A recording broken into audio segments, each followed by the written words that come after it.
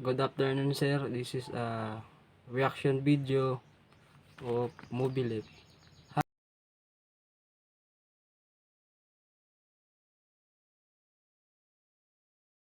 Feliz is an orphan who dreams of becoming a ballerina. Her passion and determination drive the narrative, showcasing how clear vision of one's dream is the first step toward achieving it.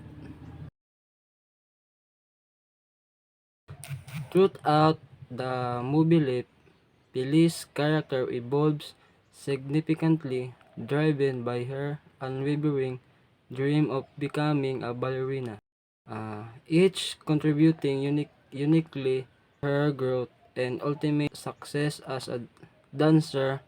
Here's how each character contributes to Felice's development.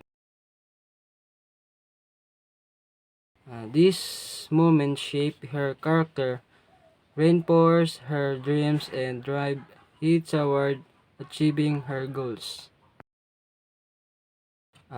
Communicates that while passion and dreams are important, they must be coupled with discipline, practice, and focus on technique to achieve mastery in ballet or any other physical skill.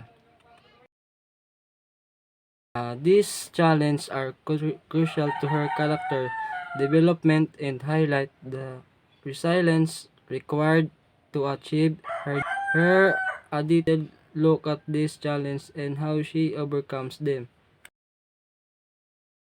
While I, as a student, don't have personal aspiration, the qualities demonstrated by Felice and Victor in Lip can serve as valuable lesson for anyone pursuing their dreams.